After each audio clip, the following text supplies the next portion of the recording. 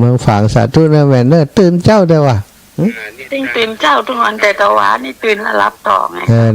นั่นลูกขวายตะวะสาธุเจ้าไว้สาเจ้าท่านโยมแม่ยาเล็กปาวลีอินสุวรรณตื่นมาเปิดวิทยุฟังลูกบ่าวอยู่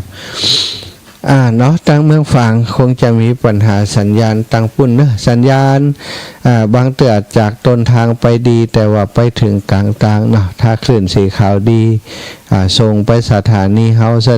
ฮาบดีมันก็ฮับได้นะบดีจากเหตุอย่างหนึ่งไฟฟ้าดับ2สัญญาณอินเทอร์เน็ตล่มคือบดีสัญญาณอินเทอร์เน็ตบัดเสถียรก็ทำให้เสียง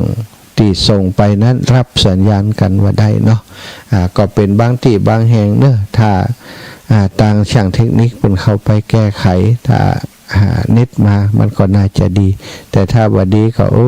เสียดายโอกาสศรัทธาได้ฟังเนาะมาได้ฟังสักกรรมเป็นเรื่องอย่างตะกี้เนี่ยเป็ดบุ๊บหัวกันเนี่ยศรัทธาผัวกับเมียเป็นมิจฉาทิฐิบุ๊บกันเอาค้อนเล็กก้อนบ่เล็กบ่เล่นตุบหัวกันบุ๊บผัวบุ๊บเมียบุ๊บผัวพอบุ๊บไปป๊บโนขึ้นมาเต่าหม้อเต่าไหวะศรัทธาต่างช่วยกันบุ๊บหัวกันนะติดตุบเข้าไปเนี่ยเกิดฝีขึ้นมาฝีพุทธขึ้นมาประมาณเท่าหม้อลูกใหญ่พอพุทธขึ้นได้ครู่เดียวเท่านั้นหัวฝีก็แก่เต็มที่แล้วก็แตกกลับวายเนาะน่ากว่าพราหมณ์2คนผัวเมียนั้นก็ช่วยกันฝ่าผีของกันและกันต่างคนต่างก็คือความก็ได้ความโกรธก็ได้ถูกความโกรธครอบงำไร้ความกรุณาส่งเสียงตะคอกใส่กันด้วยวาจาที่หยาบคายปากันดื่มเลือดและหนองของกันและกันติดแตกจากฝีนั้นแต่ถึงแม้กระนั้นกินอย่างนั้นก็บ่ได้รับความอิ่มแต่ประการใดศรัทธาบุบกันตีกันอยู่อย่างนั้นนะกินเชี่ยงแล้วก็บุบกันแฮม มันก็โนขึ้นมาแฮมโนแล้วก็แตกกรอบขึ้นมาแฮม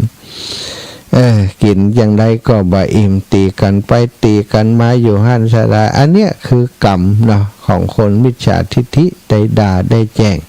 บริพาทแก่ภิกษุสงฆ์องค์สังฆเจ้าเธอมูสู่ตั้งหลายใบยอมยะการยะงานมาบิณฑบาตลูกกูก็ใส่บาตรติ๊กๆเนี่ยสู่ตั้งหลายควรจะไปกินหมูดกินขูดปุ้นบ่ต้องมากินข้าวของคนอย่างนี้ทำให้ครอบครัวฉันเดือดร้อนว่ะพอครอบครัวเดือดร้อนคนที่ทำบุญเนี่ยเพิ่นให้ไปสวรรค์เมื่อใดเพิ่นไปเป็นภูมิเทวดาอยู่สุขสำราญตัวเก่าถ่ายไปเป็นเพศมาบุกตีหัวกันอยู่อย่างนี้ฝ่ายสามเณรถูกความกลุ้มใจกลุ่มลุมจึงเข้าไปหาพระอุปชาเณรที่จะศึกตะกี้นั่นน่ะนะไปหาอุปชาแล้วก็ถามว่าท่านครับกระผมผ่านวันปฏิญญาไปแล้วผมจะกลับไปเรือนขอท่านจงอนุญาตผมเถิดลำดับนั้นพระอุปชากล่าวกับเธอว่าเมื่อถึงวันแรม14 ค่ำพระอาทิตย์ตกดินเธอจงมาเถิดดังนี้แล้วได้เดินไปหน่อยหนึ่งแล้วยืนอยู่ด้านอิสิปตนวิหารก่อนสมัยนั้นเทพบุตร2 องค์นั้นพร้อมโดยน้องสาวเดินผ่านไปทางนั้นเพื่อจะอวดอ้างแก่สมาคมยักษ์ฝ่ายมารดาบิดาของเขาต่างถือไม้ค้อนพูดจาหยาบคายรูปร่างดำมีเส้นผมยาวยุ่งเหยิงลุงลังหน้าตาเศร้าหมองเช่นกับต้นตาลที่ถูกไฟไหม้มีหนองและโลหิตไหลมีตัวหดเหี่ยวหันแล้วก่อนน่าเกลียดน่ากลัวพิลึกกืออยู่ติดตามบุตรถึง3นั้นไปลำดับนั้นท่านสังกิจจะก็สำแดงฤทธิ์โดยประการที่สามเณรนั้นจะได้พบเห็นพวกเขาเหล่านั้นผู้กำลังเดินไปทั้งหมดแล้วกล่าวกับสามเณรว่าหันก่อน ลูกเนนหันครับหันครับ หันครับเขาไออย่างนี่สามเณรหันก็ตกใจอันนั้นจะได้มาจ้างนำไปอันนี้ม้านำไปอันนั้นวอทองนำไปอันนั้นละเป็ดสองตนเนี่ยเดินไปโดยเปิ่นเป็นภัยอย่างใดสามเณรพ่อสามเณรก็ถามว่าพวกเขาเหล่านี้กำลังจะไปไหนพระเจ้าท่านอาจารย์สามเณรเขาจะสามเณรเรียนว่าหันขอรับท่านอาจารย์ท่านสังกิจจะก็กล่าวว่าถ้าเช่นนั้นเธอจงสอบถามถึงกรรมที่พวกเหล่านี้กระทำไว้ดูสิสามเณรก็เข้าไปสอบถามพวกที่ไปด้วยยานช้างเป็นต้นตามลำดับคนเหล่านั้นก็กล่าวว่าท่านจงสอบถามพวกเปรตที่มาภายหลังเถิดสามเณรกล่าวกับเปรตเหล่านั้นโดยคาถาทั้งหลายมีความว่าคนหนึ่งขี่จ้างไปตั้งหน้าคนที่ขี่รถเทียมโดยแม่ม้าอัสดรตัวมาในท่ามกลางส่วนนางสาวน้อยขึ้นวอทองไปข้างหน้าเปล่งรัศมีสว่างสวัยไปทั่วทั้ง10 ทิศส่วนท่านทั้งหลายมือถือค้อนเดินร้องไห้มีใบหน้าชุ่มไปด้วยน้ำตามีตัวแผลแตกพังเมื่อท่านเกิดเป็นมนุษย์ได้ทำกรรมชั่วอย่างไว้กาท่านทั้งหลายดื่มกินโลหิตของกันและกันเพราะกรรมอย่างนี่สามเณรได้ถามไปอย่างนี้เปรตเหล่านั้นถูกสามเณรถามอย่างนั้นจึงได้กล่าวตอบเรื่องทั้งหมดโดยคำว่าผู้ใดที่ขี่ช้างเผือกช้างเผือกสีช้างเผือกสีช้างเผือกก็เป็นสีเผือกนะกัน ขี่ช้างกุญชรเผือกมี4 เท้าไปข้างหน้าคนนั้นน่ะเป็นบุตรหัวปีของข้าพเจ้าทั้งสองเมื่อเขาเป็นมนุษย์เขาได้ถวายทานแก่ภิกษุสงฆ์จึงได้รับความสุขบันเทิงใจผู้ใดติขี่รถเทียมโดยม้าอัสดร4 ม้าแล่นเลียบไปในท่ามกลางผู้นั่นเป็นบุตรคนกลางของข้าพเจ้าทั้งสองเมื่อเขาเป็นมนุษย์เขาเป็นคนบ่ขี้จิขี้ทีเป็นท่านนบดีรุ่งเรืองอยู่ส่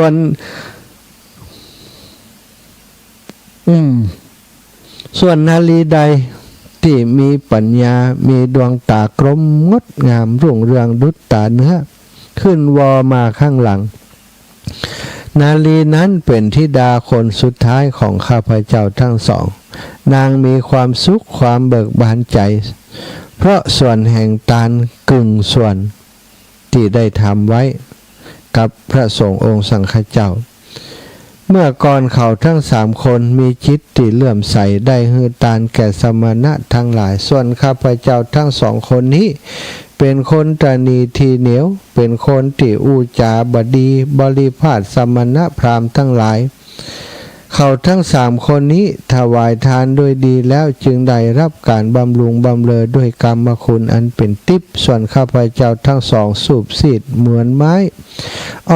ที่เขาทิ้งไว้ฉะนั้นได้ตุบตีกันได้กินเลือดกินเนื้อกินน้ำมูดน้ำหนองก็เพราะบาปกรรมที่ตัวเองทำเปรตเหล่านั้นเมื่อประกาศความชั่วของตนอย่างนี้แล้วจึงแจ้งว่าพวกเขาก็เป็นลุงและป้าของท่านนี้เองสามเณรได้ฟังดังนั้นแล้วก็เกิดความสลดหดหู่ใจเมื่อจะถามว่าทำจะได้โภชนะจึงจะสำเร็จแก่พวกคนที่ทำชั่วหันปานนี้ได้จึงได้กล่าวว่ายังเป็นโภชนะของท่านยังเป็นที่นอนของท่านและท่านผู้มีบาปธรรมเป็นอย่างยิ่งยังอัตภาพเพื่อเป็นไปอย่างไรได้และโภคะเป็นอันมากมีอยู่บ่น้อยท่านปราศจากความสุขได้ประสบทุกข์ในวันนี้เปรตทั้งหลายก็ ถูกสามเณรถามอย่างนั้นเมื่อจะแก้ข้อความที่สามเณรถามจึงได้กล่าวว่าข้าพเจ้าทั้งสองได้ตีซึ่งกันและกันแล้วกินนองและกินเลือดของกันและกันอันนี้คืออาหารของเขาได้ดื่มนองและเลือดเป็นอันมากก็ยังบ่กระหายบาปก็ยังบ่หายอยากยังบ่หายหิวอยู่เป็นนิดสัตว์ทั้งหลายบ่ได้หือตานและละชีวิตไปแล้วเกิดในยมโลกย่อมลำให้อยู่เหมือนข้าพเจ้าทั้งสองฉะนั้นสัตว์เราใดได้ประสบโภคะต่างๆแล้วบ่ใจสอยเองบ่ทำบุญสัตว์เหล่านั้นจักต้องหิวกระหายไปสู่ปรโลกภายหลังถูกความหิวแผดเผาไหม้อยู่สิ้นกาลละนานขันธรรมกรรมทั้งหลายมีผลเพชรร้อนมีทุกข์เป็นผลแล้วย่อมได้เสวยทุกข์บัณฑิตทั้งหลายหูว่าทรัพย์และข้าวเปลือกเป็นอย่างหนึ่งรู้ว่าชีวิตของสัตว์ทั้งหลายในมนุษย์โลกนี้เป็นอย่างหนึ่งรู้ทรัพย์ข้าวเปลือกและชีวิตมนุษย์เป็นอีกอย่างหนึ่งจากสิ่งนอกนี้แล้วพึงทำที่พึ่งของตนชนเหล่าใดเป็นผู้ฉลาดในธรรมฟังคำของพระอรหันต์ทั้งหลายแล้วมาหู้ชัดอย่างนี้ชนเหล่านั้นชื่อว่าบ่ประมาทในตานเนี่ยสถากว่าจะหู้ว่าโอ้ตัวได้ทำกรรมนักไปก็เป็นเพศไปเสียแล้วเพศนี้มาบอกคุณตันสามเณรสามเณรว่าเพราะกรรมยังถึงอาหารของตัวเป็นยังได้เพราะกรรมยังได้ถึงได้มาเกิดเป็นเป็ดแล้วพอเป็นเป็ดแล้วเข้าใจเลยว่าโอ้ทรัพย์สินที่มีอยู่เข้าเปลือกอาหารที่มีอยู่นั้นนอกจากเฮาหู้จักในการทำให้มันเกิดขึ้นมีขึ้นแล้วก็ควรหู้จักในการใจแบ่งปันแบ่งปันทำบุญกับพระอรหันต์กับพระภิกษุสงฆ์กับนักปฏิบัติผู้มีศีลทั้งหลายก็จะเกิดคุณแก่ตนแต่ตัวเขากว่าจะหู้ก็คือไปเป็นเพศแล้วเนี่ยสตาเปรตเหล่านั้นถูกสามเณรถามอย่างนี้จึงบอกความนั้นก็ประกาศว่าพวกเขาเป็นลุงเป็นป้าของท่านสามเณรได้ฟังดังนั้นเกิดความสลดหดหู่จิตใจบรรเทาความกระวนกระวายใจเสียได้ก็ซบลงแทบเท้าทั้งสองของพระอุปัชฌาย์แล้วก็กล่าวอย่างนี้ว่าขอข้าแต่ท่านผู้เจริญขอติดตั้นอนุเคราะห์อาศัยความเอ็นดูพึงกระทำนั้นเป็นอันท่านกระทำแก่ผมแล้วกระผมจะรักษาไว้ให้ดีโดยบ่ให้ตกไปสู่ความเสื่อมบัดนี้เฮาบ่มีความต้องการด้วยการครองเรือนแล้วเฮาจักยินดียิ่งในการอยู่ประพฤติพรหมจรรย์ลำดับนั้นท่านสังกิจจะก็ได้บอกกรรมฐานอันเหมาะสมแก่อัตยาศัยของสามเณรสามเณรนั้นมันประกอบกรรมฐานบ่เมินนานก็ได้บรรลุเป็นพระอรหันต์ฝ่ายสั้นสังกิจจะกราบทูลเรื่องนั้นแด่พระผู้มีพระภาคเจ้าพระศาสดาทรงกระทำเรื่องนั้น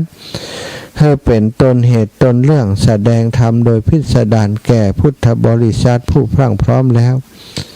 ธรรมเทศนานั้นได้มีประโยชน์แก่มหาชนเป็นอันมากอย่างนี้แหละศรัทธาอีพ่ออีแม่ตั้งหลายนี่คนเฮามีชีวิตอยู่ขนาดเป็นพ่อเป็นแม่แต่นะเป็นมิจฉาทิฏฐิบัปปาลูกเต้าทำบุญลูกเต้ากอดลักทำหลักทำบุญฝืนคำสั่งของพ่อแม่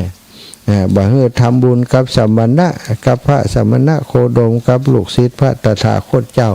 แต่ลูกเต้าทั้งหลายบ่ฟังนะจะทำก็ทำด้วยตัวเองพอทำด้วยตัวเองก็ไปเกิดในภพภูมิที่ดีไปเกิดในเป็นภูมิเทวดาได้รับความสุขสำราญส่วนตัวเองติดเป็นพ่อเป็นแม่แท้ๆเป็นเจ้าของทรัพย์แท้ๆนะกลายไปเป็นเป็ดไปบุบไปตีกันพุ่นนะสตาอันนี้ก็เป็นเรื่องที่นำมาเล่าให้ศรัทธาญาติโยมได้ฟังนะเพื่อจะให้ได้ตระหนักถึงการที่โอกาสเฮามีเนาะเฮาควรจะสร้างสมกองบุญกองกุศลให้นักไว้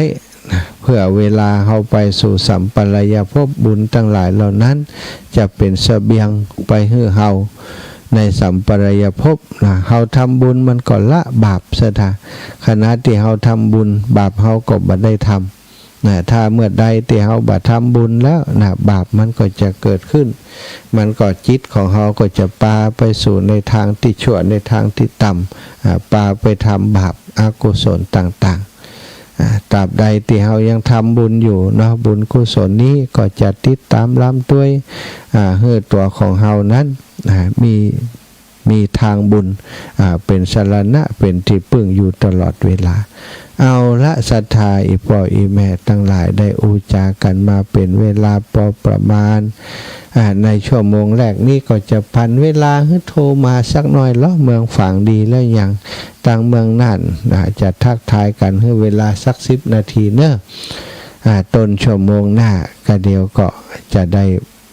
สนทนาธรรมกันต่อเนาะเรื่องราวอะไรอย่างก่อยว่ากันในชั่วโมงต่อไปชั่วโมงนี้0808844173อ้าวขอร้องไห้จะลูกเจ้า แม่สำลิดบรรณาเหลียงตื่นแล้วยังแม่บัวผินเนอแม่สีแพรพี่พาพี่น้องเมืองน่านคุณธนกรบันเสนียนตื่นแล้วยังนะคุณธนกรสุขศิษย์ของท่านอาจารย์พระครูวัดหนองเหียงนะตั้งศรัทธาญาติโยมพี่น้องตั้งลำปางก็ได้นะแม่ย่าก็ตื่นแล้วตะกี้พี่น้องลำปางแม่ย่าเล็กปวลีอินสุวรรณเนอะฝากธรรมะไปหาโยมแม่โยมแม่สีวันบ้านกลางตุ้งตัวเนอะเจริญพรคุณธนกรครับพระอาจารย์ธนกรครับตื่นแต่เช้าเลยครับผม สาธุเด้อ28นี้ได้มาเที่ยวไหม28นี้สาธุเด้อถ้า28ถ้ามีโอกาสก็มาสาธุครับคุณธนกรนี่อยู่ปุ่นบันเสนียนเมืองน่านบุญนะอีแม่มาแล้วแม่สีแพรสู่อโมทนาสาธุหันเจ้าตื่นจัดเจ้าลูกอีแม่นี่เจ้าตื่นมาฉันว่าจะตื่น3น่ะล่ะปกติเลยล่ะแม่ล่ะเจ้าปกติตั้งถูกขันถูกสงอ่ะดีแล้วเนาะสบายดีกันครอบครัวท่านผู้ใหญ่ก็สบายดีเนาะเจ้าสบายดีเจ้าของยังตอนน้ำท่วมถึงบ้านเฮาเนาะแม่เนาะก็ถึงเนี่ยเจ้าถ้าถึงนี่ยุ่งพ่องล่ะสาธุเขามันอยู่ในน้ำนานเนาะมันเป็นน้ำแก่นเจ้าเป็นน้ำห้วยของน้ำห้วยเฮาก่อมบ่นักเนาะแม่เนาะหนักอยู่ทันเจ้าบอกเนี้ยตั้งแต่เจ้าเกิดมาจากปีเนี่ยคืออันสูงเหมือนกันเขียนกันนั่นไว้หลุมในหน่อหลุมบ้านนี่เหมือนกันนะเนี่ยผู้ทั้งหมดขันเจ้าเดือดร้อนนายกต่อสอบใหม่เนี่ยเนาะเจ้าเอาสาธุโยมแม่เนอมีโอกาสจะไปเยี่ยมยามหาเจ้ากันมากกันหลินม้วนมาหาโยมแม่จินเนอสาธุเจ้าอีแม่เจ้าสาธุเจ้าโยมแม่สีแพรพี่พาพี่น้องเมืองน่านแน่จะเลินปอนแม่สีวิไลเจ้ากังอย่างแน่แม่ตื่นเจ้าละได้ไหวสาธุเจ้าได้ไหวพระตัวเนาะเจ้าเจ้าตัวขอบคุณอีแม่นักเนอจ้าติดตามเจ้าบุญรักษาจะเลินปอนแม่อุ้ยอินสาวเสมิงสาวเสมิงจะลุกนึกเข้าไปวัดแล้วลูกนึงเข้าละเอียด1เจ้าเย็นวนกลับไปถึงวัดเย็นเอาปูดน้อยลูกตี5ก็ไปแล้วสุขภาพเป็นได้ฟ่องช่วงนี้มันได้ทำดีขึ้นแล้วเนาะเจ็บแค่อยู่น้อยมันรุ่นที่16ไปบำบัดอยู่เหรอแล้วก็แม่ยังก็เตียนเขาจังไปไม่แก้พาค่ะแม่แก้วผาเนาะสบายดีกะสบายดีอยู่มันฟังตลอดแต่มันโทรว่าจาก เขาฟังแต่ไรนะท่านไม่อยู่นี่สวดธรรมะคนเดียวแต่เมื่อตีหนึ่งล่ะโอ้ยแม่แต่บุญหนักบุญหลายวันละตีหนึ่งมันนอนมารับแล้วนะโอ้น่ะเจ้าไว้สานะเจ้าไปเป็นเทพธิดาบุญละหมูนี่เนอะสัตว์จะไปวัดเทพธิดาตื่นเจ้ามาหุงข้าวหาปลาจะไปวัดอ้าวแม่เพ็ญแสงไฟไว้สาเจ้าทำอาหารเด้อเจ้าโยมแม่8.5นี่ชัดเจนดีเด้อโอ้ชัดเจนดีเนาะเจ้าเจ้าแสงไฟสว่างตาแสงธรรมะสว่างใจสว่างตาและแสงไฟสว่างใจและแสงธรรมเจ้าฟังชัดเจนทุกดวงใจท่านมหาเด้อสาธุให้กำลังใจอีแม่สู้ชีวิตเหมือนกันเนอะแม่เนอะอยู่ดีมีสุขคุณพระคุณเจ้าปกปักรักษาเด็กหญิงพร70 ปีก่อนห้องเด็กหญิงได้กันเนาะเด็กหญิงพรนี่70 ปีก่อนเนาะเดี๋ยวนี้จะหือล่ะ82โอ้82นะคุณย่าพรน่ะโอ้อายุ82ยังมาเก่งตะเก่ง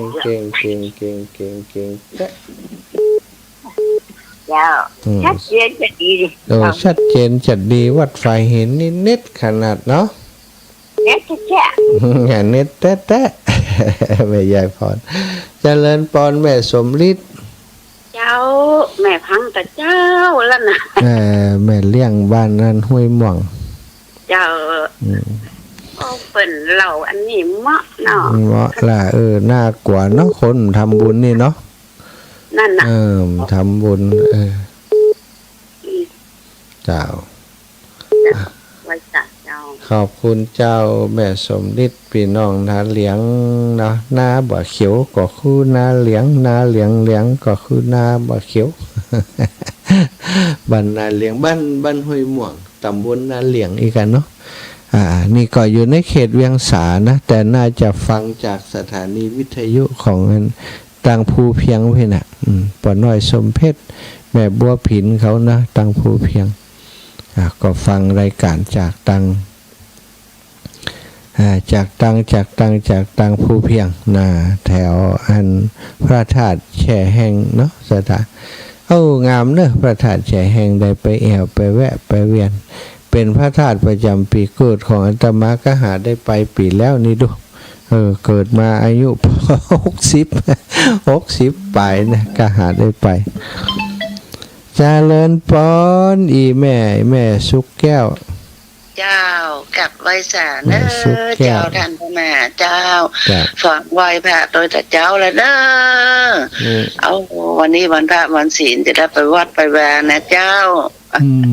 ไปวัดเนาะเตรียมควาแล้วก้าเจ้าเรียบร้อยกูเตือนไปอย่างใดไปวัดไปรถนะคะรถไฟฟ้านะคะไอ้ช้อนรถเครื่องลูกสาวไปค่ะช้อนรถเครื่องไปเจ้ากลับไว้จ่าเด้อโยมแม่จ้าฟังติดตามตลอดนะปูนมาถึงบ้านถึงจองเฮาถึงมาเจ้าเมื่อแรงนะเจ้าสาธุเจ้าเจริญพรแม่ย่ามอมอินแก้วตันวงไม่ใช่แม่ยังแม่ยังผมไม่มองมาเจ้าอันนี้แม่สุดแก้วนี่อีแม่ก็ปิดวิทยุก่อนกะทางเพศกะเดียวอีแม่วางสายก็ได้ยินเสียงตัวเก่าเจ้าแม่จะว่าได้ยินนะคะไม่ได้ยินละเจ้าได้ท่านเมินนะกว่าแม่ไปผัดก่อนเจ้าเด็กจ่ายละเจ้าสบายดีเนาะเจ้าแกนละได้เดือนป่ายละดีพวกละบุญรักษาเราแค่ไหนเบื้องอยู่นะแม่จะได้เลือกคำเบื้องอยู่โอ้เจ้าดูแลไปเนาะอัตภาพสังขารเก่าแล้วชราแล้วต้องซ่อมแซม70 ปีแล้วแม่เจ้าสาธุเนอจะพักเสียงสักกรรมก่อนนะยานะเจ้าสาธุค่ะเนาะ ก็อันเวลาโทรนี่ก็จำไว้นะปิดอันวิทยุก่อนเฮาอู้กันจบปุ่นละสถาเฮาอู้กันจบปุ๊บนี่จับพอดีอะนะเสียงที่เฮาอู้ในอัน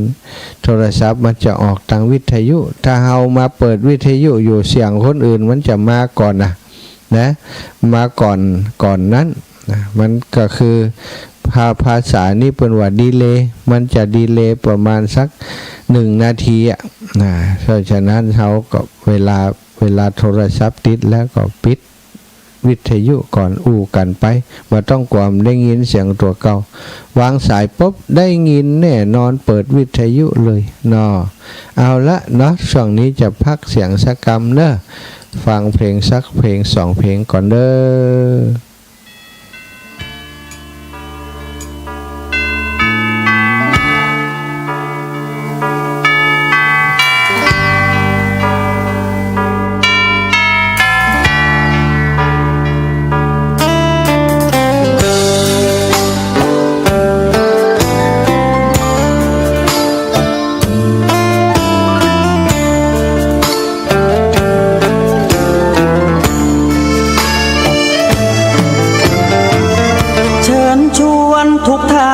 เข้าวัดเข้าวา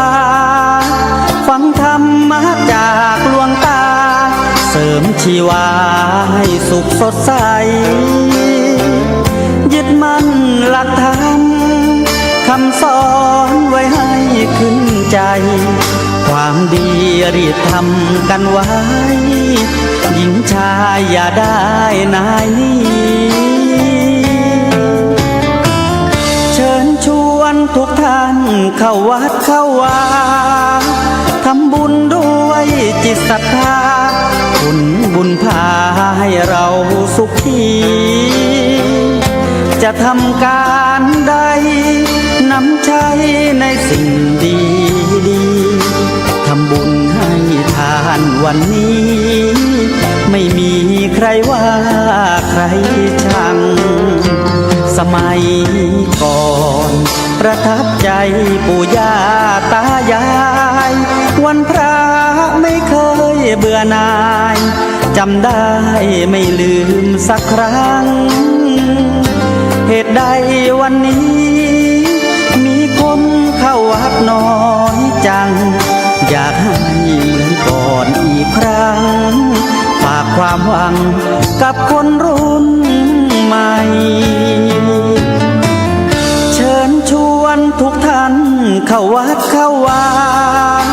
รับศีลรับพรหลวงตาเสริมคุณค่าให้กับจิตใจกระทำความดีเรื่องนี้ไม่ต้องอายใครว่างจากการงานเมื่อใดเชิญชวนท่านไปทำบุญ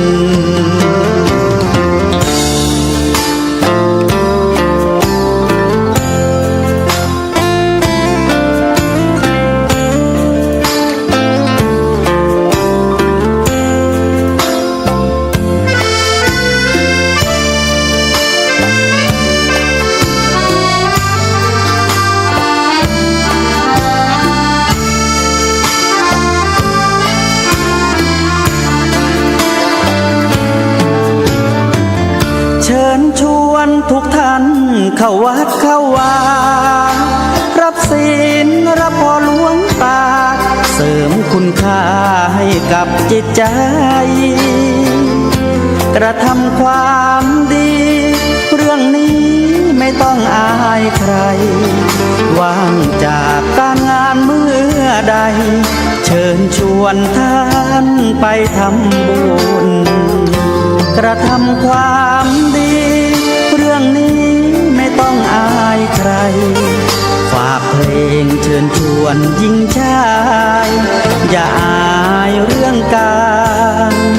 ทำบุญ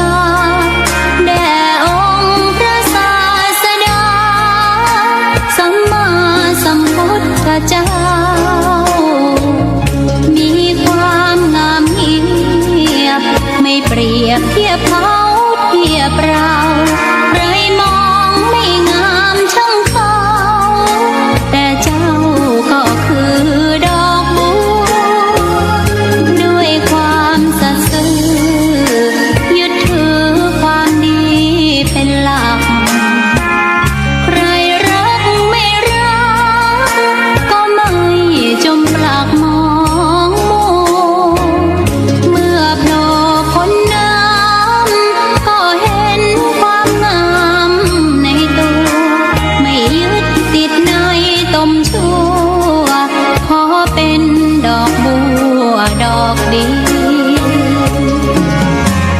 ใครไม่มองว่าบัวงามเด่นแต่บัวก็เป็นดอกบัวทุกวันอย่างนี้ไม่อยากเด่นดังแต่มุ่งหวังในทางเด่นดีเกิดมาเพื่อสร้างบารมีถวายชีพนี้บูชาดอกบัวดอกน้อยเฝ้าคอยคนที่ใจบุญมาโอบเอื้อเกื้อกูลรู้ค่าของบุญเก็บบัวขึ้นมาเพื่อสร้างความดีและเสริมบารมีดังว่าใช้ดอกบัวนี้บูชาพระสัมมาสัมพุทธพระองค์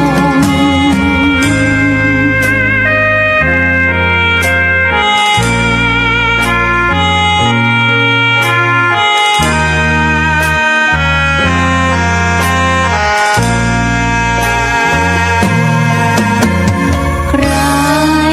ไม่มองว่าบัวงามเด่นแต่บัวก็เป็น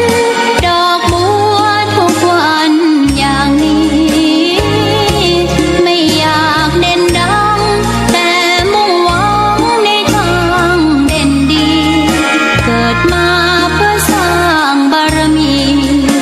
ถวายชีพนี้บูชา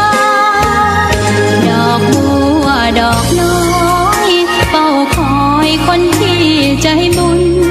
มาโอบเอื้อเกื้อกูลรู้ค่าของบุญเก็บบัวขึ้นมาเพื่อสร้างความดีและเสริมบารมีดังว่าใช้ดอกบัวนี้บูชาพระสัมมาสัมพุทธพร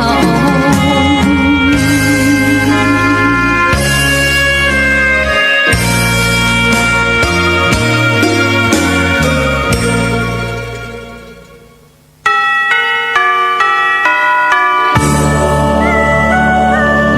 ศรัทธาสาธุชนคนดีทุกคนทุกท่าน ได้พักเสียงจากเล็กน้อยแล้วเนาะ สองเพลงก็เป็นเพลง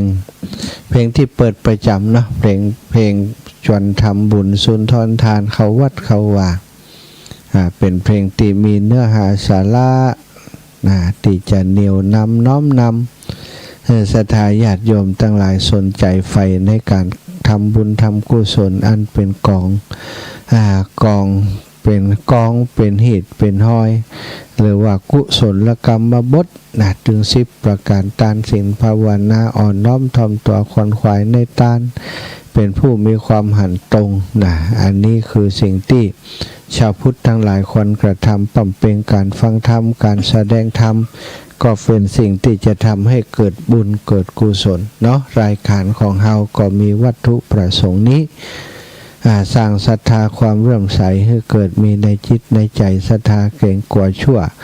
เกรงกลัวความชั่วเกรงกลัวบาปทั้งหลายเกรงกลัวกลัวบ่อยากจะทำบ่อยากจะทำเมื่อเฮาบ่อยากจะทำบาปใจมันก็จะโน้มเอียงน้อมไปในทางบุญบาปห้ามเพื่อใดห้ามโดยทานศีลภาวนานี่แหละศรัทธาถ้าเฮาบ่ห้ามบาปก็เกิดขึ้นเฮาทำบาปเกิดทำบาปขึ้นมาอกุศลกรรมก็จะติดตามเฮาไปอย่างที่ได้เล่าไปในชั่วโมงที่ผ่านมาเนาะ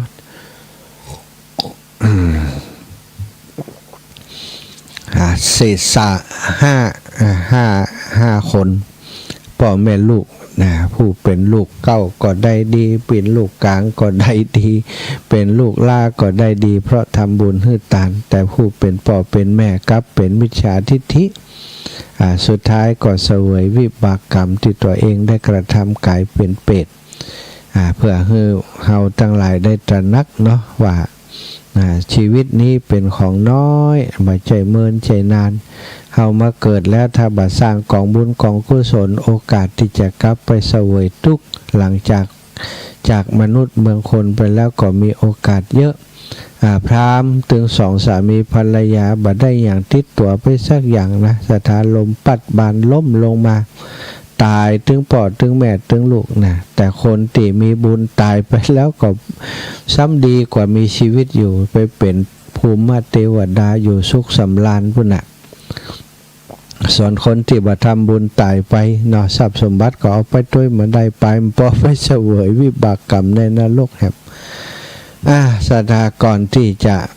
นำสารธรรมดีๆมาฝากมาแบ่งมาปันก็ขอประชาสัมพันธ์งานการที่จะมีต่อไปในเบื้องหน้านี้เนาะแฮมบักกี่วันนะแฮมบักกี่วันละบัดถึงกึ่งเดือนแล้วเนาะวันที่28เดือนกันยานี้ยกสุดท้ายมหาจารย์เวสสันดรชาดกยกสุดท้ายซึ่งยกสุดท้ายนี้ก็เป็นยกที่เป็นถ้าถือมวยก็เป็นมวยคู่เอกละเนาะตัดสินกันโดยยกนี้ มวยคู่เอกตัดสินกันยกนี้ใครจะชนะใครจะก้านใครจะแพ้ใครจะก้านกับมาพอกันยกสุดท้ายนี้ยกสุดท้ายนี้นะก็ถือว่าเป็นยกเอกของรายการนี้สถาทำไมถือว่าเป็นยกเอกของรายการนี้ยกอื่นๆลบมันบ่เอกกท่านอาจารย์มีความสำคัญเหมือนกันหมดนะแต่ว่ามาขมวดปมตอนยกสุดท้ายนี้เนื่องจากว่ามีกันนะกันที่เป็นพระเอกนี่คือพระเวสสันดรจะได้กลับบ้านกลับเมืองแล้วนี่สถาก็ถือว่าเป็นการที่มันมีเรื่องราวน่าติดตามเยอะนะสถายกที่3นี้โดยเฉพาะกันที่1ของวันที่28นี้คือกันที่9นะในมหาจารย์เวสสันดรชาดกกันมัตสีนี่สถาถ้าฟังเทศมหาจารย์ทุกคนก็จะนึกถึงกันเนี้ยเนาะกันมัตสีนี้เพราะว่าเป็นกันที่นางเอกของเรื่องเนาะนางมัตสีได้ถูก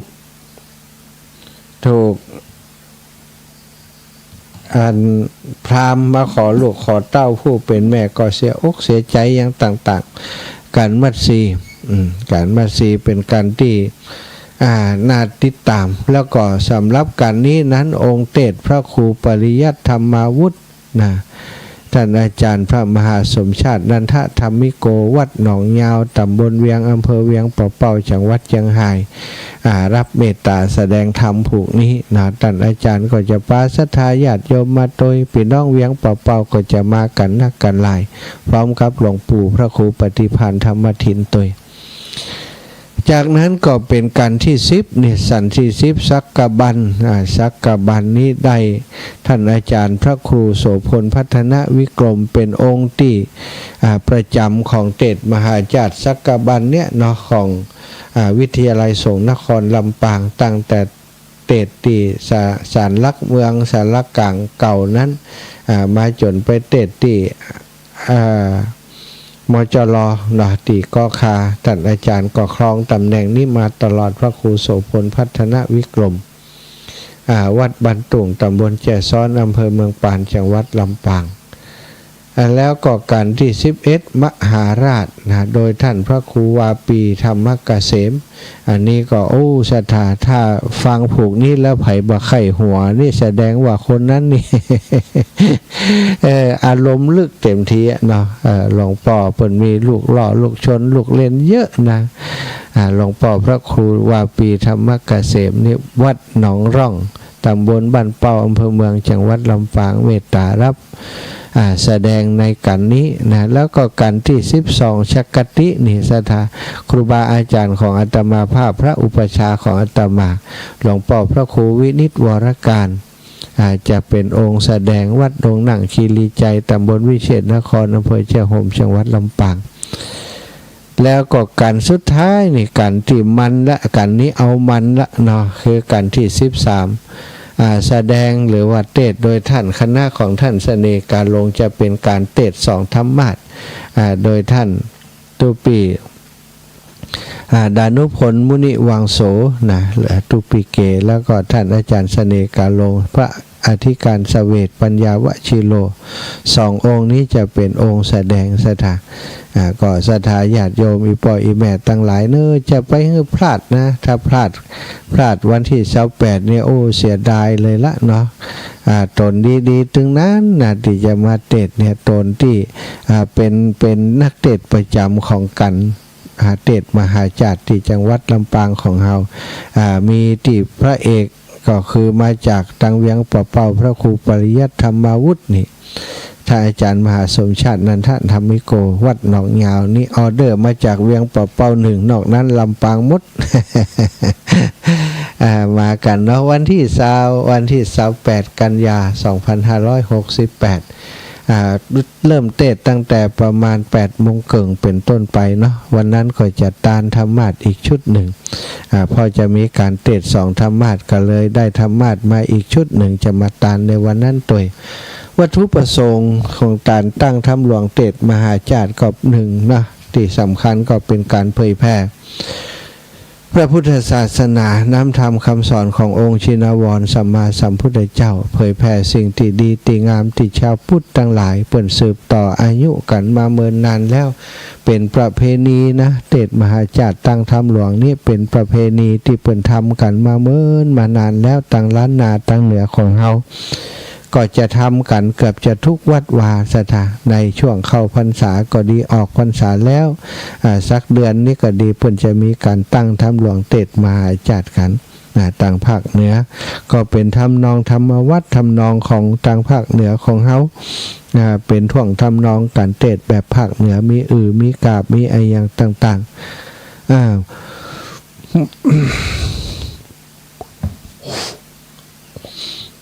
คนเฒ่าคนแก่ก็จะหุ่มเนาะหุ่มฟังคนสมัยก่อนบัจจัยกะเฒ่ากะแก่คนหนุ่มคนกลางเพิ่นก็ไปฟังกันเพราะกิจกรรมต่างๆเกี่ยวกับงานเทศมหาจารย์มีหลายอย่างบางครั้งบางทีเพิ่นก็มีถึงเพิ่นมหรสพต่างๆตัวน่ะพร้อมกับงานเทศมหาจารย์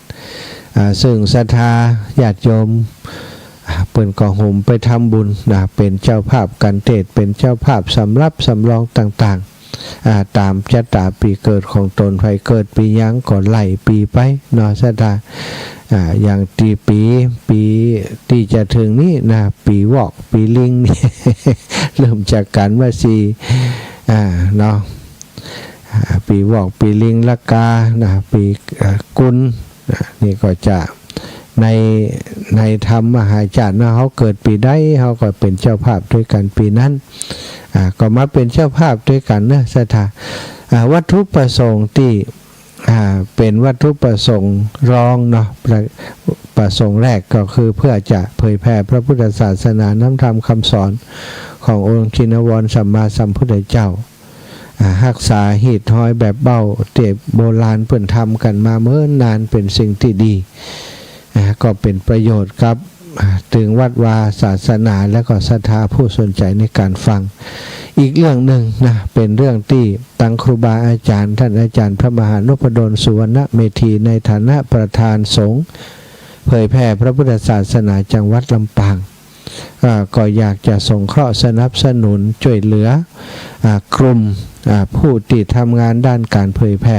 พระพุทธศาสนาจังหวัดลำปางทีมงานเผยแผ่ที่อยู่เบื้องหลังการทำงานของครูบาอาจารย์การเผยแผ่ที่เข้าใจกันเยอะที่สุดในปัจจุบันที่จังหวัดลำปางของเราก็คือการเผยแผ่ตั้งสถานีวิทยุการเผยแผ่ตั้งสถานีวิทยุนั้นนะเขาก็จัดเพื่อมีการแสดงธรรมการจัดรายการของพระสงฆ์เผยแผ่พระพุทธศาสนาของจังหวัดนี่ทุกวันละหลายชั่วโมงก็สลับซับเปลี่ยนกันมาจัดรายการทางสถานีวิทยุ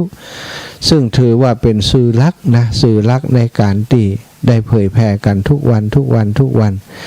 เผยแผ่ก็คือเอาธรรมะของพระพุทธเจ้ามาแผ่มาเปิดเผยให้ศรัทธาญาติโยมทั้งหลายได้สดับรับฟังทุกวันจากคนที่บ่มีศรัทธาก็กลายเป็นคนมีศรัทธามีความเลื่อมใสในพระพุทธศาสนาในการประพฤติปฏิบัติธรรม ได้มีโอกาสฟังน้ำทั้งทำฟังธรรมทุกวันเกิดความศรัทธาเกิดความเลื่อมใสขึ้นนี่ก็เป็นสิ่งที่เป็นวัตถุประสงค์หลักของการเผยแพร่การเผยแพร่ตั้งสถานีวิทยุมันก็ใจอุปกรณ์นะมีการใช้จ่ายสูงเหมือนกันนะสถามันไปถึงสถาญาติโยมรวดเร็วครอบคลุมพื้นที่กว้างเป็นการลงทุนถ้าอู้ถึงเป็นการลงทุนก็เป็นการลงทุนที่คุ้มค่าเป็นการลงทุนต่ำนะผลได้ผลที่สูงผลที่มีผลแก่คนฟังได้สูงกว่าการเผยแพร่โดยวิธีอื่นการเผยแพร่โดยวิธีอื่นนิมนต์พระสงฆ์องค์สังฆเจ้าไปเทศน์ไปแสดงธรรมก็อาจจะบ่ได้นักได้หลายต่อการที่เฮามาแสดงธรรมโดยวิธีนี้ศรัทธาญาติโยมเพราะอะไรหยังเพราะว่าการเผยแพร่โดยทั่วไปสมมุติว่าเฮานิมนต์พระเจ้าไปเทศน์เนี่ยคนก็จะฟังประมาณ10คน20คนประมาณนี้เนาะแต่ว่าการเผยแพร่โดยวิธีนี้นี่คนจะฟังเยอะกว่าที่เฮาได้ไปตามวัดตามวาต่างๆเนาะบัดต่ำกว่าอย่างตอนเจ้านี่อย่างอาตมาแสดงธรรมอยู่นี่ก็บัดต่ำกว่าพันคนนะอาตมาว่านะ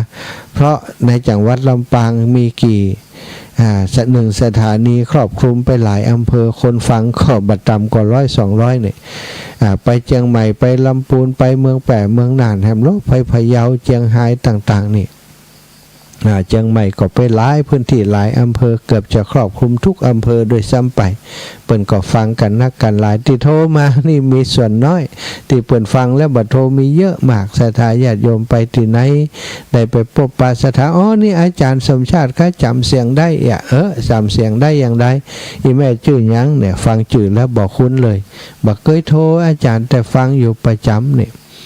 ก็มีเยอะมีหลายอยู่เนาะศรัทธาฉะนั้นการเผยแพร่ทางนี้จึงเป็นการลงทุนที่คุ้มค่านะลงทุนคุ้มค่าเกิดประโยชน์นักหลายตั้งสถานีวิทยุแต่ก็ยังว่านั่นแหละการลงทุนในด้านนี้มันก็มีการใช้จ่ายที่พอประมาณพอสมควรเนาะอย่างที่สถานีวิทยุบางแห่งเปิ่นที่เฮาได้รับความอนุเคราะห์นะก็เปิ่นถวายเวลาอย่างคุณโยมดารุณีนี่ช่วงเจ้านี้ก็ถวายเป็นเกือบจะ10สถานีนะสถาถวายให้กับคลื่นสีขาวได้มานำมาจัดสรรมาจัดในการนี้ก็เป็นเศรษฐีใจบุญในทุนใจดีเข้าใจการเอาบุญเปิ่นก็ได้บุญของเปิ่นไปคนอย่างนี้นี่บัดตกต่ำจะมีชื่อเสียงเกลือก้องเกียงไกรกล้าขายหิมากล้าคืนตลอดสุขภาพพานามัยเปิ่นก็จะสมบูรณ์แข็งแรงไปตลอดเพราะใดช่วยการเผยแผ่พระพุทธศาสนามีสถานีวิทยุก็เอามาใช้ประโยชน์ทางการเผยแพร่โดยเอาไปทำธุรกิจของเปิ่นโดยได้ถึง2ทางอันนี้เป็นคนฉลาดในการเอาบุญอย่างยิ่งแล้วก็สถานีวิทยุบริการสาธารณะต่างๆส่วนใหญ่ก็อยู่ในวัดในวาเนาะหลายวัดหลายวาที่เป็นเครือข่ายสายบุญของคลื่นสีขาวสลับซับเปลี่ยนกันออกอากาศไปอย่างสถานีวิทยุ101.25 เมกะเฮิรตซ์ทางเมืองฝางโดยเมตตาหลวงพ่อพระครูเจ้าคณะอำเภอฝางพระครูสุจิตานุรักษ์ด็อกเตอร์แล้วก็ทางวิทยุ 104.50 วัดฝ่ายหินห้วยตองซักทางมนต์เสียงธรรมแม่แจ่มแล้วก็ทางปูนสถานทางเมืองลี้ทางลี้นี่ก็ตังลีก็วิทยุชุมชนคนลี้คนเมืองลี้เนาะโยมแม่สุคันธาเขาแม่สายแม่สุคันธาแม่ครูมะลิวันแม่มะลิวันแม่เครือวันถ้าบักเครือวันก็มะลิวันนี่แหละ ปออุดมแล้วก็แม่ย่ารัตดาอากาเรือนก็ฟังจากสถานีวิทยุของตังเมืองลี้ตังเข้ามาตังในเมืองตังหลับปูนตังนี่ก็มีอีกหลายสถานีที่เปิ่นรับสัญญาณไปเป็นเครือข่ายกันสถาธรรมในรูปแบบของเครือข่ายอยู่ที่เดียวจัดอยู่ที่เดียวไปถึงการเกือบจะทุกแห่งแบ่งปันเวลากันไปซึ่งสำหรับวิทยุสาธารณะต่างๆนั้น เนื่องจากบ่มีการทำโฆษณาเนาะเฮาบ่ได้จัดรายการกันแบบว่ามีโฆษณามีสปอตโฆษณาของสินค้าต่างๆถ้ามีสปอตโฆษณามีสินค้าต่างๆก็จะมี เจ้าภาพมีคนลงทุนเนาะเพิ่นก็จะซื้อเวลาในการโฆษณาต่างๆถ้าต้นชั่วโมงช่วงคนฟังเยอะๆก็จะมีค่าชั่วโมงติดแปลงก็ได้ส่วนนั้นมาเลี้ยงสถานีมาเป็นการน้ำค่าไฟค่าใช้จ่ายสถานีแต่ของวิทยุสาธารณะบัดสามารถจะโฆษณาประชาสัมพันธ์สินค้าบริการต่างๆได้เนี่ยอย่างใดก็ต้องมีตังของตัวเองในการบริหารจัดการการน้ำกับไฟแต่ละสถานีบัดต่ำกว่าเดือนละหมื่นอย่างสถานีวิทยุวิทยาลัยสงฆ์นครลำปางก็ประมาณนั้นนะสถานการน้ำกับไฟกับอินเทอร์เน็ตกับจิปาถะต่างๆเดือนละหมื่นก็ได้อาศัยจากศรัทธาญาติโยมที่เปิ่นฟังรายการตั้งลำปางก็ดีตั้งเชียงใหม่ตั้งหลายที่เปิ่นเข้าใจก็โอนปัจจัยมาช่วยเหลือสนับสนุนกองทุนของวิทยาลัยสงฆ์นครลำปางก็ได้ปัจจัยส่วนนั้นมาบริหารจัดการบางครั้งบางทีละอ่อนที่ทำงานนะมีความเดือดร้อนเพราะเขามาทำโดยจิตอาสาบ่ได้มีเงินเดือนบ่มีค่าตอบแทนติดนักหนาไอ้อย่างมีเล็กๆน้อยๆคือตามกำลังแต่เขาก็ทำงานโดยความเต็มอกเต็มใจบ่มีการอิดออดสถาใจดันใจอย่างก็ได้เนี่ยวันก่อนก็ไปประชุมในนามของสถานีวิทยุวิทยาลัยสงฆ์นครลำปางติเครือข่ายวิทยุชุมชนติมหาลัยเชียงใหม่มช.เนาะก็น้องนัดน้องแอมก็ไปประชุมในนามของวิทยาลัยสงฆ์นครลำปางก็บ่มีค่าใช้จ่ายอย่างฮื้อเขาสถาใจส่วนตัวกันไปนักตอนนี้ตังครูบาอาจารย์ท่านอาจารย์พระมหานพดลสุวรรณเมธีก็มาหันว่าอันละอ่อนเขาตั้งใจทำงานอุปกรณ์บางครั้งบางทีอุปกรณ์ในการทำงานเนาะเขามีทีมงานในการถ่ายทอดสดด้วยนะถ่ายทอดสดก็เพื่อจะเวลามีงานอย่างงานตั้งธรรมหลวงเนี่ยนะถ้าเขาบ่มีการถ่ายทอดสดมันก็อยู่ในวงแคบๆฟังกันใดก็เฉพาะคนที่อยู่มาในงานแต่ทุกครั้งที่เราถ่ายทอดออกอากาศไปคนที่อยู่ต่างบ้านต่างจองก็ฟังกันได้เยอะอย่างที่ตั้งธรรมหลวงที่วัดบรรพตสถิตทุกครั้งมาสถานีวิทยุวัดไฟเห็นก็เอาไปออกอากาศด้วยและอาตมาเวลาจัดรายการก็มักจะนำเอาติดครูบาอาจารย์เปิ่นแสดงเปิ่นแสดงไว้แล้วนะเปิ่นแสดงเปิ่นเตดไว้แล้วเอามาออกคือศรัทธาได้ฟังซ้ำแหมหลายคนก็ชอบอกชอบใจชอบท่านอาจารย์ตัวนั้นตัวนี้เปิ่นเตดม่วนได้นะอาจารย์ฟังม่วนอีแม่ใครฟังติ๊กๆนี่ล่ะนี่ก็ต้องขอบคุณนะจากทีมงานของการถ่ายทอดสดของทีมของดร.แอมอาจารย์แอมพร้อมกับทีมงานช่างเทคนิคน้องดิวอนุพงษ์ตาจินะน้องนัทสถาพรสุธาคำมีงานของพระสงฆ์องค์สังฆเจ้านะงานบอกว่าจะเป็นงานอย่างในจังหวัดของเฮาเนี่ยถ้าเปิ่นขอไปถ่ายทอดภาพถ่ายทอดเสียงละอ่อนเขาก็เดินทางไปช่วยบางครั้งบางทีเปิ่นก็ขอด้วยความที่อยากจะให้งานของเปิ่นเนี้ยนะยกระดับขึ้นมาเป็นงานระดับจังหวัดระดับนี้มีการถ่ายทอดมีอย่างต่างๆเปิ่นก็คิดในเรื่องของการบริการเนาะสถานีวิทยุมีหน้าที่บริการละอ่อนเขาไปช่วยบ่ได้เปิ่นก็ละอ่อนก็บ่ได้หยังไปช่วยบ่ได้ไปช่วยครูบาอาจารย์เขาก็จำเป็นต้องซัพพอร์ตดูแลกาน้ำมันรถกาอินเทอร์เน็ตกาใช้จ่ายอุปกรณ์อุปกรณ์เสียปกติที่ผ่านมาก็จกกระเป๋าตัวเก่าเนาะถึงท่านอาจารย์ใหญ่พระมหานพดลและอาตมาภาพที่ดูแลละอ่อนเขา ก็เลยมาคิดว่าเฮาถ้าเฮามีกองทุนก็จะเบาอันยามเฮาเห็นน้อย เพราะปกติเฮาก็บ่ได้จะมีรายได้อีหยังแต่ว่าก็ได้จากศรัทธาญาติโยมไปที่ไหนอันนี้อีแม่ถวายส่วนตัวเนื้ออาจารย์เป็นการน้ำกับไฟกับใจใจก็ส่วนตัวเนื้ออาจารย์เนี่ยเปิ่นถวายมาก็ได้เอาส่วนนั้นนะมาแบ่งปันให้ครับเราอ่อนยามจำเป็นซะท่าต่อเก่าก็ได้ใจส่วนนั้นเนาะบ่ได้เป็นนักเทศน์บ่ได้เป็นนักอย่างต่างๆหาได้บ่ได้มีสัตว์บ่ได้มีรายได้จากการที่มาบทในพุทธศาสนาในด้านอื่นๆเนาะดูหมอยงหมอยา ก็บ่ได้ทำได้แต่เผยแผ่ทางสถานีวิทยุไปประมาณเนี้ยมีคนฮู้จักอยู่เพิ่นเข้าใจเพิ่นนี้เพิ่นก็ถวายปัจจัยช่วยเหลือมาก็ได้นำส่วนนั้นมาช่วยละอ่อนแต่มันเป็นเรียกว่ามันเป็นรายได้ที่บ่แน่นอนศรัทธาคือเมื่อนานศรัทธาก็ถวายเตื้อใช้ไปมันก็หมดไปใจไปมันก็หมดไปทำบุญทำทานไปตามอัธยาศัยที่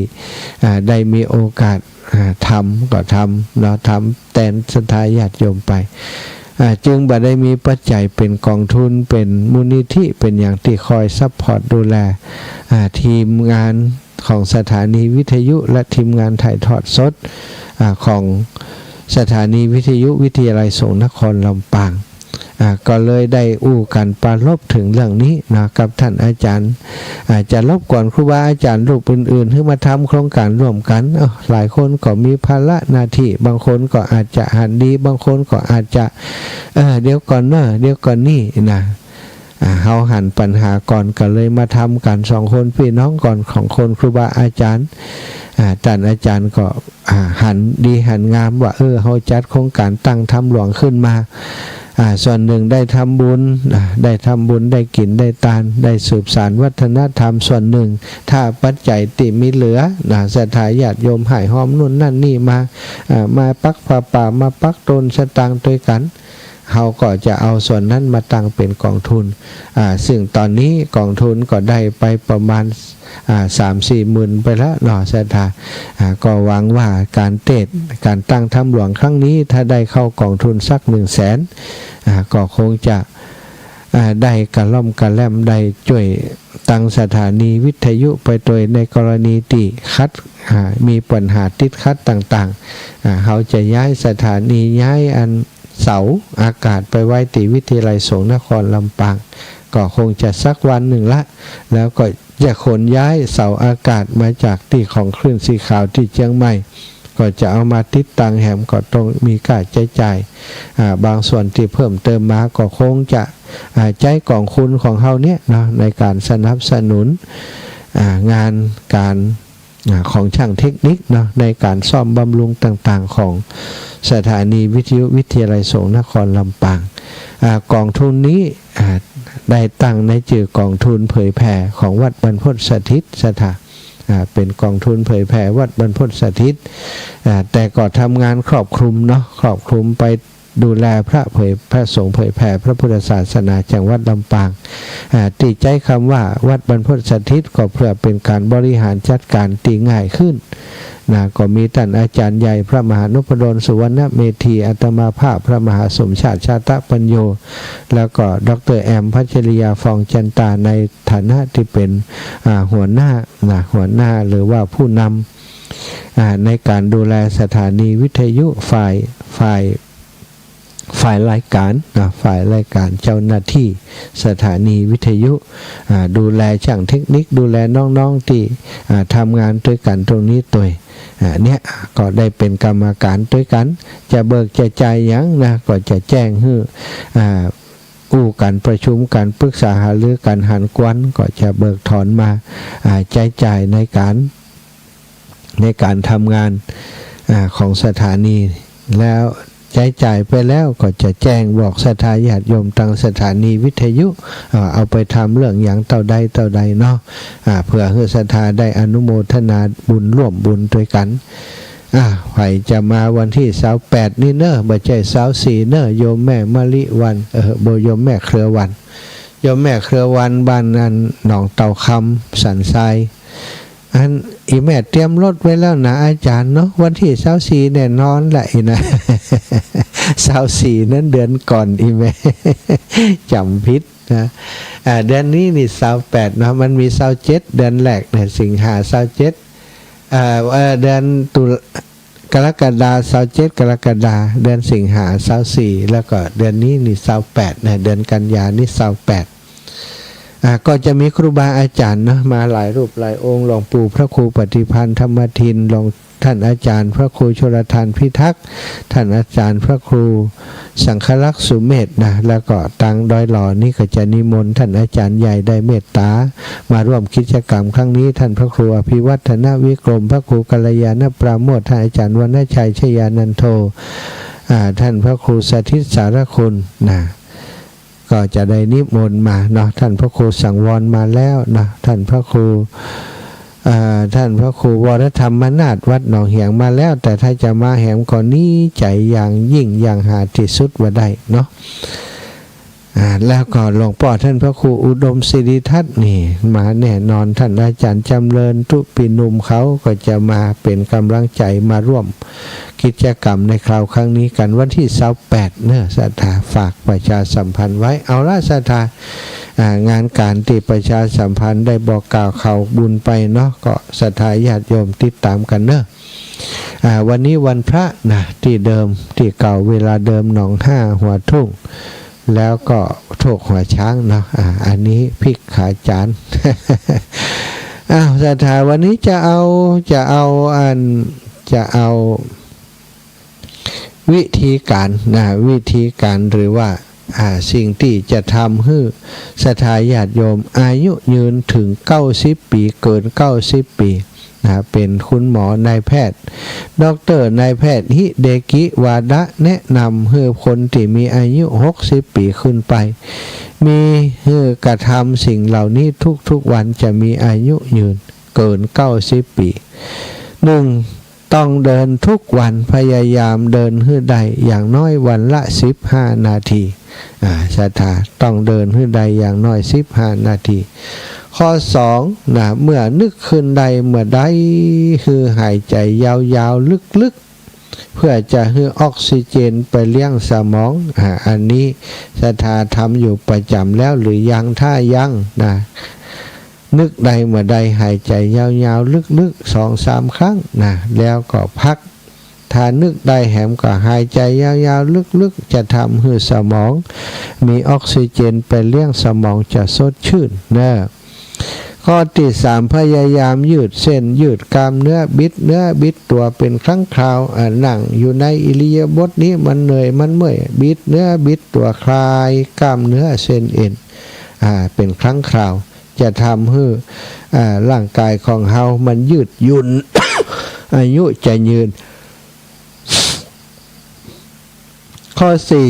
4จิบน้ำบ่อยๆแม้จะบ่หิวน้ำก็ตามบักกระหายน้ำก็ตามขอให้จิบน้ำบ่อยๆพยายามจิบน้ำให้มากนะ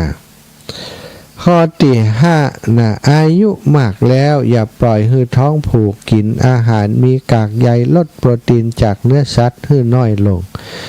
ท้องผูกบดีสำหรับสูงวัยนะศรัทธากินมะละกอสุกนี่กล้วยสุกแน่ศรัทธากินอยู่เป็นประจำเป็นยาอายุวัฒนะนะแล้วก็กินอาหารที่มันมีกากมีใยพวกผักผลไม้ต่างๆมีอาหารที่เป็นกากเป็นใยจะเป็นการดีลดพวกเนื้อพวกสารอาหารโปรตีนต่างๆเนื้อบัดเดี๋ยวนี้ก็ผสมยาหลายชนิดนะศรัทธายากระตุ้นการเจริญเติบโตของกล้ามเนื้อต่างๆของสัตว์ยาวัคซีนต่างๆติดฉีดไปในสัตว์นะก็มีผล6พยายามขยับปากจะเคี้ยวจะพูดจะร้องเพลงทุกอย่างเป็นสิ่งที่ควรทำขยับปากจะไปงับไว้อย่างเดียวอูจาโน่นนั่นนี่นะอูจายังก็อูจาไปเถอะแต่ห้ามนินทาเขา จะเดือดร้อนนะเดี๋ยวปากจะแดงอีกปากแดงเป็นอย่างอาจารย์ทาลิปเนาะทาลิปปากจะแดง 7ความจำเสื่อมบ่ใจอายุมากแต่เพราะบ่ใจสมองสถานอันนี้ก็ควรจะหัดใจสมองคิดโน่นคิดนี่เอาเหล็กมาบวกพอสมองเขาเป็นอย่างใดนี่บวกเป็นอยู่ก็คิดเหล็กคิดนี่บ่เดียวคนบ่ค่อยเองสถานถ้าคิดเหล็กอย่างมาตะฮือก็กดในกดในโทรศัพท์ปอกแป๊กโทรศัพท์นี่มันเก่งกูอย่างถ่ายรูปก็ได้เครื่องคิดเลขก็มีเข็มทิศก็มานาฬิกาก็แม่นนี่เล่นเกมก็ได้ถอนเงินเบิกถอนได้หมดสถานี่โทรศัพท์เนาะแล้วก็บัดต้องกินยาเยอะเนอะศรัทธาญาติโยมกินเท่าที่จำเป็นจะไปมักยาให้เจนบางคนนี่ถ้าหมอคือมาต่อได้สัตว์เต็มอัตรากำลังเลยกินนักเกินไปมันก็จะเป็นอันตรายต่อตับต่อไตเฮาบางคนกินเป็นซ่า อาจารย์ก็ล่ำไปก็เอาซ่ามาก็แกะเม็ด2 เม็ดในกันเนาะบางคนชนิดเดียว3 เม็ดศรัทธาแล้วก็3-4 ชนิดเนี่ยความดันเบาหวานเก้าอย่างสปะอินดูตะคนเฒ่ากินยาเท่าที่จำเป็นอีปอยอีแม่ทั้งหลาย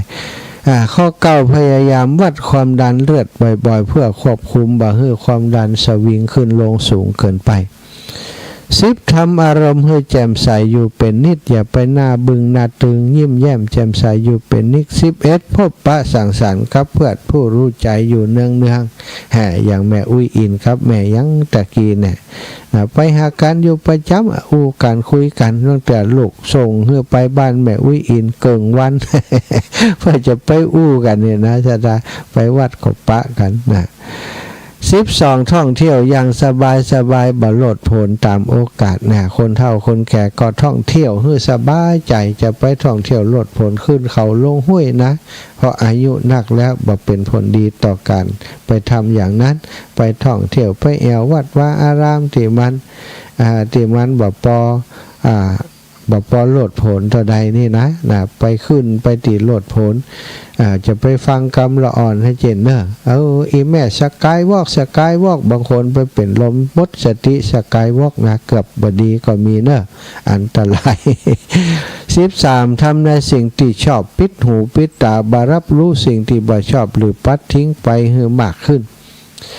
ทำในสิ่งที่ชอบฟังเพลงก็ชอบศิลปินดีๆก็ฟังไปศรัทธาชอบฟังธรรมะก็ฟังไปส่วนอย่างที่บ่ควรฟังข่าวเศร้าข่าวเขาอย่างที่ทำให้จิตใจหม่นหมองความรุนแรงต่างๆเนี่ยบ่ควรจะเสพว่าควรจะเสพบ่ควรจะใส่ใจให้มากนักบัดเดี๋ยวนี้หลายๆคนป้อมพอทีวีพอบ่ได้เหมือนก็มีข่าวยังบ่ฮู้ศรัทธาญาติโยมข่าวซุบซิบนินทากาข่าวการเมืองก็ข่าวยังโจมตีกันว่าคือกันเนี่ยข่าวอาชญากรรมก็มีนักเกินจนบักกล้าพออาตมาที่บักกล้าพอแล้วศรัทธาพอแล้วมันบ่มีความสุขแม้แต่ครั้งเดียว14ฝึกร้องเพลงจากระดับอนุบาลจนถึงมหาลัยปอดจะแข็งแรงจนน่าทึ่งลดอาการเหนื่อยง่ายลงได้อย่างน่าแปลกการฝึกร้องเพลงศรัทธาการฝึกร้องเพลงการฮัมเพลงอย่างต่างๆนี่ถ้าสามารถออกเสียงได้ตีเล่นลูกคอได้อย่างได้ก็ควรจะมันจะทำให้ปอดของเราได้ทำงานถ้าบ่มีร้องเพลงก็สวดมนต์อิติปิโสภะคะวาอะระหังสัมมาสัมพุทโธเอามันเสียงนี้ดังๆ มันจะฝึกปอดเขาไปตัวเวลาสวดมนต์ก็เหมือนกันบางครั้งบางทีเขาก็กั้นหายใจเป็นจังหวะทำให้มันสูดเสียงไปแบบฟักเตืออันนั้นก็มีผลทำให้ปอดของเขาได้ทำงานการสวดมนต์15อย่านั่งนอนตลอดเวลาให้ขยับตัวลุกเดินให้บ่อยๆ16กินอย่างก็ได้ที่ชอบแต่อย่าให้เกิดโทษต่อร่างกายนัก17ทำทุกอย่างที่ทำให้ใจสบายแล้วก็มีความสุข18ปล่อยวางให้อภัยให้มากขึ้น อายุนักลองต้องปล่อยวางหื้อนักจะไปโขดไปเกียดหื้อนักยิ่งอายุนักยิ่งจำเรื่องบดีนักนี่บ่เป็นผลต่อสุขภาพ19ฮู้จักแบ่งปันให้ผู้ขาดแคลนด้อยโอกาสนี่อย่างหมู่เฮาทั้งหลายนี่ก็ทำกันเป็นประจำอยู่แล้วเป็นโรคอะไรยังก็ตามเรียนรู้ที่จะอยู่กับมันจนคุ้นเคยฮู้จักดีฮู้จักกับมันดีนะความดันกาเบาหวานกาโอ้ถ้าเผลอบักกินยาหรือว่ากินอาหารพิษมันขึ้นเลยเฮาฮื้อได้ฮู้ฮื้อได้ระวังนะฮู้จักกับมันอยู่กับมันฮื้อดีปามันไปตุยบอกมันเหียว่าเฮาไปพร้อมกันนะ ถ้าฉันตายเธอก็ตายนะแล้วแต่เธอนะก่อนฉันนักฉันจะตายนะเธอก็จะตายตุยเนาะนี่เป็นโรคอะไรอย่างกระตามเฮียนหู้แล้วก็มองสิ่งรอบตัวในแง่บวกเข้าไว้หันอะไรอย่างก็ดีนะที่มีดีที่มีดีที่เป็นนะสถานหันอะไรอย่างก็ดีนะดีนะดีนะนะคนนั่นตายแล้วดีแล้วอีน่ะไปว่าเนอะเดี๋ยวโดนนะ ตายแล้วเปิ่นตายไปเขาก็เนาะเปิ่นได้ไปสู่สวรรค์ภพภูมิที่ดีนะก็ดีแล้วอยู่เป็นมนุษย์ไปอิสปะสะเป็ดนะสถานเนาะโตตุกบริหารร่างกายก็ตุก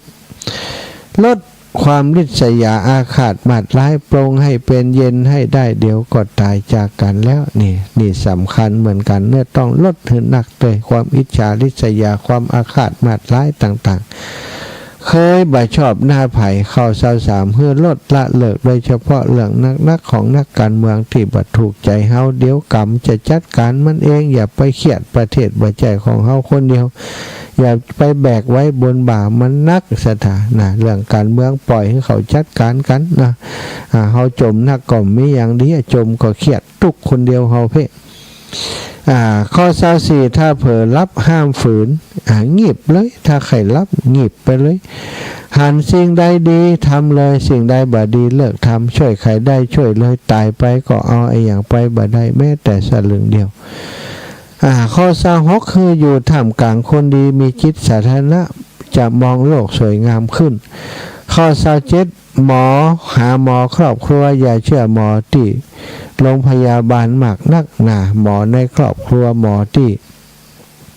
คนในครอบครัวที่ดูแลกันโดยหรือว่าหมอที่เฮาสนิทชิดเชื้อนะหมอบางเตื้อโรงพยาบาลบ่ได้ตรวจเฮาที่ท่วนสตาสั่งยาไปเลยก็มีนะว่าใจทุกคนเนอะ เดี๋ยวคุณหมอด่าเอานี่สั่งยาบางเจ้าคนเป็นนักกันนะอันนี้เป็นอย่างมาอีแม่นะเปิ่นเจ็บต้องไปใส่ยาเจ็บหัวโอ้ลายลุเลยนะกัดกับพ่อ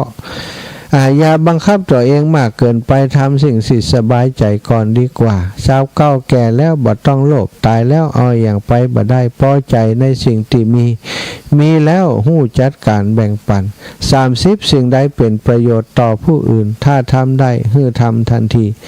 31มองสิ่งรอบตัวให้มีความสุขจิตใจเบิกบาน32มีเมตตาช่วยเหลือเกื้อกูลคนหรือสัตว์ใดๆให้ทำทันที33มีอย่างเกิดขึ้นยอมรับในสิ่งที่เกิดขึ้นว่ามันเป็นเช่นนั้นเอง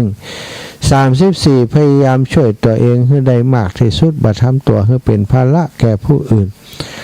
35ยอมรับความจริงว่าเมื่อมีสิ่งใดเกิดขึ้น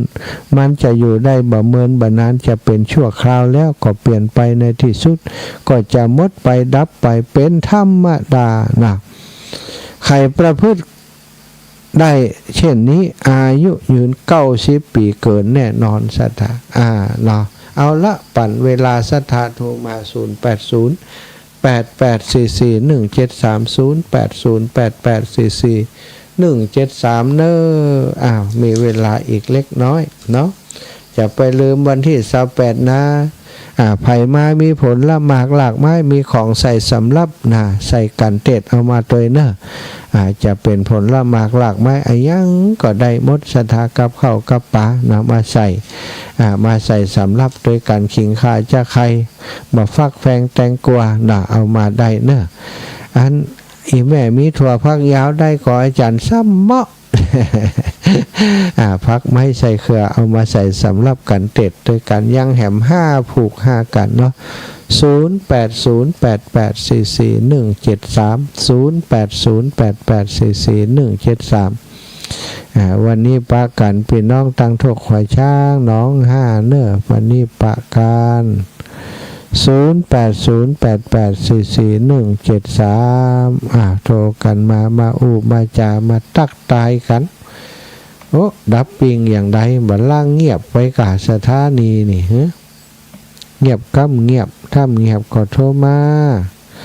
0808844173ถ้าเงียบไปก็จะขายยานะขายยาไอ้อย่างขายยาวันที่28นะ28นี้กันมัดซีกันสักกติสักกบันสักกติกันมหาราชนะกรกันเนอะสถามาฟังกันนักมาฟังกันเยอะๆมาฟังกันหลายๆบักเก็บสตางค์คนฟังนะแต่ว่าถ้าอยากทำบุญก็ตามอัธยาศัยกันมัดซีกันสักกบันกันมหาราชชักกติแล้วกันนครกันเนอะถวายความเคารพครับทุลุงสัญญาณไม่ค่อยดีเหรอวันอุคออ๋อครับผมมี2ซิมมีแอร์ตัวบุ๊กด้วยอ๋อครับหาได้แค่ดีอ๋อครับถามว่าโรงพยาบาลนะของทั้งหมดเนี่ยแล้วผมผู้ใหญ่ไม่ค่อยดีครับลำไส้ลำคงเลยเป็นเบาหวานสู้เนาะทุลุงเนาะอยู่กับมันให้ได้ มันต้องอยู่กับเราให้ได้ด้วยอาจารย์จ้าจะเป็นมะเร็งนะโอ้ยมันชอบเก็บมันเย็นตั้งใจนะอยู่กับมันให้ได้อะไรจะเกิดขึ้นเป็นกำลังใจให้หลวงตานะเป็นกำลังใจให้ครับหลวงตาครับมาการครับสาธุครับเจริญพรแม่ปราณีเจ้าพระอาจารย์มาก่อ28นี่ไปกาพูดว่าแม่จอมไปนี่เป็นจะสั่นก็มักกำแล้วกะเอาหน่อไม้มาด้วยนะปลาจอมต้องกับหน่อไม้แม่ซื้อปลาจอมไว้เป็นแบรนด์ดีแล้วจ้าวันที่28ปากันมาหลายคนอยู่ก้าเอารถตู้มาได้มาน้องแสงแก้วนั่นกับบ้านใต้นะรถตู้ถ้าบ่ได้ไปแต่ไปรถน้องแสงแก้ว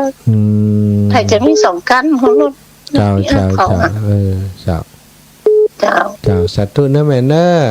เจ้าไว้สาเจ้าศรัทธาพี่น้องสันกำแพงกำแพงหินดอยสะเก็ดมาเนอถ้ามาหักกันเนอจ้าเอาไว้สาเจ้าบอกทุลุงแดงมาฮับเนอบอกทุลุงแดงมาฮับกะถ้ามาฮับก็ดีกะอีแม่นะครับบอกอีแม่นะครับบอกไปได้ป้าเปิดนัดไปหาเปิดมาอยู่จ้านะถ้าจะไปพุ่นฮับอีแม่ใช่ไหมอีแม่ก็ใครไปโน่ยเนอะวันนั้นก็มาที่มันอบรมประชาชนตำบลนี่หรอถ้ากว่าไปทุกงานเล็กงานใหญ่งานไหนไปมดตัวลุงโปรดมดถ้าจะมานอนวันนั้นนะถ้าจะนอนเป็นนอนนั่นจ้าตุ้นนะแม่นะเจ้าเป็นกำลังใจเนอะแล้วก็ได้ทำไมเจริญปอนแม่น้อยอุตุดีเจ้าแม่ฟังอยู่เนอะดันให้นาน้อยเจ้าสัตว์ตุอีแม่เจ้าดีแล้วบุญรักษาไปวัดเห็นเด้อเจ้าแม่จะไปวัดแล้วสัตว์ตุเจ้าปนนั้นประเสริฐนาน้อยไปวัดแล้วครับอาจารย์ลูกครับปอดที่ต่ำฟังอยู่นี่ไปวัดแล้วยังครับน่าจะเตรียมตัวไปวัดตะขวก่อนท่านอาจารย์เป็นยังได้พ่องพอเข้าแข้งขาอันปอดแท้เขาปอดบ่เป็นหยังครับพุ่นน่ะทุกอาจารย์เขาว่าวัดครับทุกเจ้าเป็นได้พ่องทุกปีก็ดีมาแล้วครับดีแล้วเนาะครับสาธุอีปอนเนอร์ขอบคุณอีปอนหลายๆเนอร์ ครับกำลังใจเสียงแจ๋วๆพอได้ยินเสียงลูกเราพอเดี๋ยวดีใจมันอกมันใจครับเทศนำคำสอนโอ้มันก็ตึงดีพอได้ยินเสียงแจ๋วๆเสียงเสียงเจ้งนะครับ สาธุป่ะ กำลังใจลูกนะครับขอให้ลูกอยู่ดีมีสุขเนอะอย่ามีลูกเบียดเบียนครับขอบคุณพระคุณเจ้าเทวดารักษาลูกไปตลอดครับลูกอยู่ดีมีสุขเลย สาธุเจริญพรแม่สายพินทองฝ้าย เจ้ากับใบสาเจ้าท่านอาจารย์ พี่น้องบ้าน ด้วย ห้ เด วย นเจ้า เจ้า ต้องไปด้วยเดนเจ้า โอ้ ฟังพระอาจารย์อยู่เนอะ โอ้ขอบคุณอีแม่หลาย เจ้า ๆ กันเดียวก็จะไปวัดแล้วเจ้า ไปวัดแล้วเนาะ เจ้าวันนี้เป็นวัดโดยเดนเป็นตานต้นเงินเจ้า โอ้ตานต้นเงินวันนี้เนาะตานพระป่าเป็นแบบนั้นอย่างก็แบบเข้าสลากนะจ๊ะแต่ว่าเป็นต้นเงินเนาะ เจ้า ดีแล้วเนอะ เจ้าสาธุ มีกำลังใจทันเนอะ เจ้าอนุโมทนาบุญกับอีแม่เปิ่นตานต้นเงินวันนี้นะวันที่28จะไปลืมหน้ากันมัดซีกันสักกบันมหาราชกตินครกันมัดซีท่านอาจารย์พระครูปริยัติธรรมวุฒิวัดหนองยาวหรือว่าท่านอาจารย์พระมหาสมชาตินันทธรรมิโกนั่นเองสักกบันพระครูโสพลพัฒนวิกรมแล้วก็มหาราชพระครูวาปีธรรมเกษมเด้อปอน้อยสมเพชรมาแล้วครับผมสบายดีสบายดีเนาะ ครับ ดีขึ้นเนาะสุขภาพดีขึ้นเรื่อยๆล่ะ กำลังคิดถึงมาหาจะตื่นมาก็ได้ยินเสียงพอดี จับพอดีเนาะ ครับผม ขอบคุณอีปอหลายๆสัตตุสัตตุสัตตุสัตตุปอน้อยสมเพชรภูเพียงนะบันแหดภูเพียงสัตว์ตังใดแหมตะกี้ตุดไม่ทันรับสกรรมการมีอยู่5กันเนาะสถากันมัดสีกันสักกบันแล้วก็มหาราชสักกติจากนั้นก็นครกัน5กันเนอะกันใหญ่ๆทั้งนั้นสำหรับวันที่28พี่น้องจากเมืองน่านจะมานอนตัวนี้1คนปนานอนันต์จากเวียงสาจะมานอนอีปอจะไป26เนอะอีหลอโตสุดยอดได้อีปอมาช่วยเตรียมงานนะปนานอนันต์วันก่อนก็มาของท่านอาจารย์สาธิตนะมาปลูกไผ่ด้วยกันปนานอนันต์นี่บ่ก่อนเพิ่นไปไหนบ่ได้อีแม่ภรรยาเพิ่นติดเตียงนะบัดเดี๋ยวนี้อีแม่ได้เสียชีวิตไปแล้วอีปอก็เลยมาแสวงบุญขอบคุณอีปอที่ตั้งใจแม่เพ็ญนะลำปูนก็จะมานอนเพ่แม่เพ็ญแม่น้อยนะอินยาศรีจะมานอนช่วยกันช่วยงานวันที่28เนาะเปิดมาคืนวันที่27นะขอบคุณหลายๆนะขอบคุณไปยังโยมแม่ครูอาลีพันธ์ศรีวิริยะใหม่จากอำเภองาวอีแม่ก็จะปาลูกหลานศรัทธาจากอำเภองาวมาเนาะอีแม่เปิดได้ถวายธรรมาสชุดหนึ่งถวายธรรมาสมาชุดหนึ่งก็จะเอาไปเอาไปถวายในวันที่28นี้นะเอาเป็นธรรมาสกู้ที่จะได้เตศนะในวันที่28นี้เอาละศรัทธาญาติโยมพอเวลาแล้ว4:58 นาทีเวลาหมดเวลาก็ขอนำรายการจากลาศรัทธาไปด้วยเวลาเพียงเท่านี้นะขอความสุขความสัสดีจงมีแก่ศรัทธาสาธุชนทุกคนทุกท่านจัตตารโอธัมมาวัฏันติอายุวโนสุขัง